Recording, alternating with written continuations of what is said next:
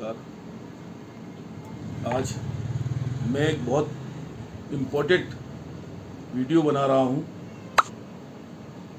कि जैसा मैंने पहले भी वीडियो डाली थी, आज पूरे देश के अंदर में अधिकारी वर्ग से नीचे का सैनिक जागरूक हो चुका है। जैसा कि अभी हमने देखा सीएचडी कैंटीन के अंदर,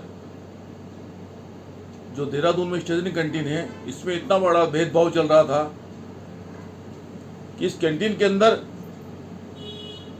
दो कैंटीन बना दी गई थी, एक अधिकारी वर्ग के लिए, एक अधिकारी वर्ग से नीचे के लिए। हमारे अधिकारी वर्ग ओनली सिर्फ 3% यहाँ पे हैं, उनके लिए इतनी बड़ी व्यवस्था, कैंटीन के अंदर कैंटीन, और उसमें तमाम चीज़ें, लीकर से लेकर सामान से लेकर A to Z सामान 24 आवर्स उपलब्ध रहता है।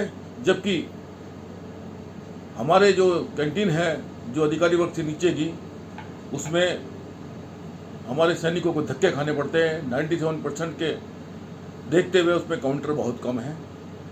जो सुबह आता है 9 बजे, उसको शाम को 5-5 बजे तक उसको सामान मिलता है। ये भी गारंटी नहीं होती सामान मिलेगा या नहीं मिलेगा। इन तमाम चीज़ों को लेकर सैनिकों ने जो धरना प्रदर्शन उसमें किए थे, तो उसमें सीएचडी वालों ने जबरदस्ती फर्जी तरीके से उन पर 50 फौजियों पर मुकदमे लगा दिए गए। इन तमाम चीज़ों को हमारे सैनिकों में रोष था, क्योंकि हमने अपने हक अधिकार की लोगों सैनिकों ने लड़ाई लड़ी थी। उसको लेकर हमारे प्रदेश के जो सैनिक कल्याण मंत्री हैं, जो पहले पूर्व में एक सैनिक थे और यहाँ के बहुत लोकप्रिय विधायक हैं, 3 बार वो लगातार भारी बहुमतों से जीते हैं यहाँ पे। अब उनको कार्य को देखते हुए उनको सैनिक कल्याण मंत्री यहाँ पे बनाया गया है। अपनी समस्या को लेके, अपनी दुविधाओं को लेके प्रदेश के सैनिक उनके पास गए। सैनिकों की व्यथा को समझते हुए उन्होंने हमारे उत्तराखंड के जो सबेरिया के जो मुखिया हैं, सबेरिया कमांडर जी को उन्होंने फ़ोन किया और उनसे ये आग्रह भी किया उनसे कि कैंटीन में क्या चल रहा है, ये सैनिक वाला मामला है, सैनिकों पर मुकदमे लगाए जा रहे हैं।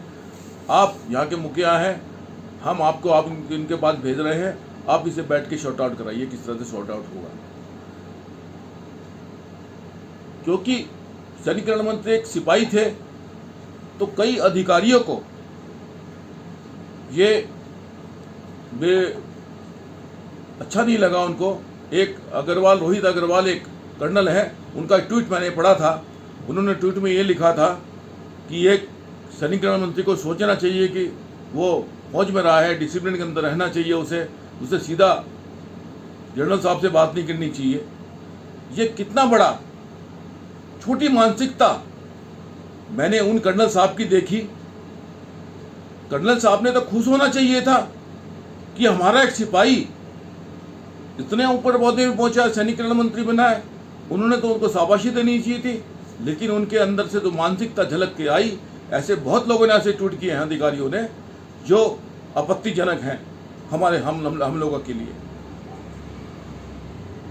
हमें ये देखने में ये आया है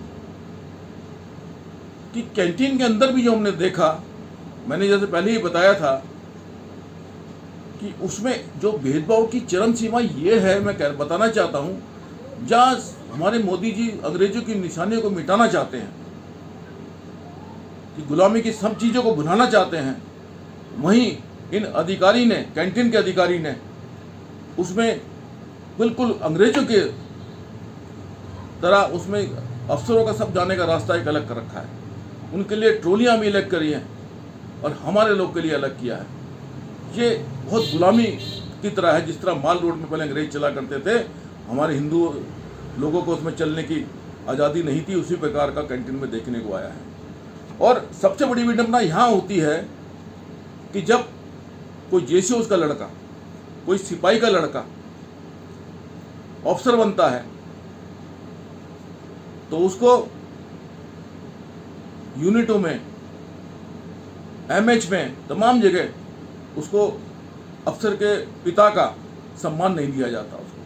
उसके विपरीत किसी ठेली वाले का लड़का, किसी रिक्शे वाले का लड़का अगर अफसर बन जाता है, उसको पूरा सम्मान वहाँ पे दिया जाता है। यूनिट में अगर जाता है तो उसको अफसर में उसमें खाना खिलाया जाता है, एमएच में जाता है तो अफसर का ट्रीटमेंट दिया जाता है। लेकिन ऐसा हमारे साथ नहीं, हमारे बच्चे बन भी जाते तो हमको ये ट्रीटमेंट नहीं दिया जाता।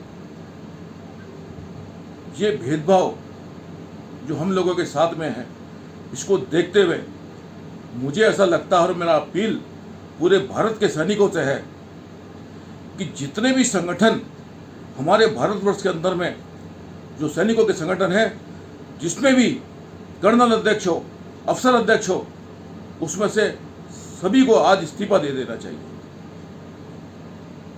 क्योंकि हमको ऐसा ही करना पड़ेगा कि 97% का ये भीड़ को लेकर अध्यक्ष बनकर जो उन्होंने आज तक हमें गुमराह किया है, वन रैंक वन पेंशन में, सब नौकरियों में, डीजीआर की नौकरियों में, और जितने भी सैनिक संबंधित विभाग हैं जो जिसमें हमारे ऑर्डिनरी कैप्टन सूबेदार लग सकते थे, उन ओहदों को अपने हक में करके जो हमारे साथ जिस प्रकार से धोखा किया जा रहा है, इसमें हमें जागरूक होना पड़ेगा।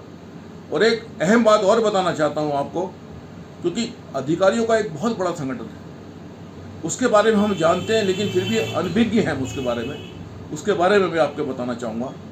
पूरे हिंदुस्तान के अंदर में कोई ऐसा जगह नहीं है जहाँ पे DSI ना हो। DSI के अंदर सिर्फ अधिकारी ही इसमें मेंबर होता है। पूर्व सैनिक और वर्तमान सैनिक जो अफसर होता है वो इसमें मेंबर होता है। उसको उसमें स्विमिंग पूल की व्यवस्था, उनकी पत्नियों के लिए ब्यूटी पार्लर, बच्चों के लिए पार्क, शादी करने के लिए तमाम उसमें व्यवस्था, उसमें लीकर का उसमें पैक दिया जाता है, उसमें बार खुला हुआ है, उसमें CSD कैंटीन खुली है, उसमें पोलो ग्राउंड है, उसमें तमाम चीज़ें, उसमें सुविधाएं इन्होंने सब ले रखी है। बहुत बड़ी बड़ी जगह उन्होंने ले रखी है, पर हमारे अधिकारी से नीचे के लोगों के लिए कोई भी ऐसी वेलफेयर की व्यवस्था नहीं है। फिर भी हम आज तक बिल्कुल चुप रहे। लेकिन आज बड़ी दुख लगा इस बात को, जब हमारा एक सिपाही जो सैनिक कल्याण मंत्री था, जिसने सैनिकों के हकों में अपनी बात रखी, तो यह अधिकारियों को नाकारो गुजरी। और मेरा सबसे निवेदन है, जैसे मैंने पहले कहा, कि जितने भी संगठन हैं जिसमें अध्यक्ष अधिकारी हैं, उस संगठन को आज ही इस वीडियो को सुनते ही इसको इस्तीफा देना चाहिए, क्योंकि ये हमारी अंदर आत्मा की आवाज़ है। आज 100 दिन होने वाले हैं, जंतर मंतर में हमारे सैनिक वन रैंक वन पेंशन के लिए बैठे धरना दे रहे हैं, लेकिन कोई सुनवाई करने वाला नहीं है। अधिकारी अभी भी ऊपर की सरकारों को बरकरार रहे हैं। उससे पहले जो वहाँ पे सरदार जी मेजर जनरल जो थे, सरदार जी, मैं उसका नाम याद नहीं आ रहा है, उन्होंने भी गुमराह करके सिपाही के कंधे बंदूक रख के वन रैंक पेंशन के लिए अपना ड्राफ्ट बनाया, जिसका खामियाजा आज तक भुगत रहे हैं। मैं ज़्यादा ना कहते हुए सबसे अपील करता हूँ कि इसमें बिल्कुल ध्यान दें और सब लोग एकजुट होकर, संगठन जितने भी हैं, इस समय आवश्यकता है हम सैनिकों को एक साथ होने के लिए। अगर आज हम एक साथ नहीं हुए तो फिर कभी नहीं हो पाएंगे, क्योंकि ये जागृति चल रही है। इस के साथ धन्यवाद।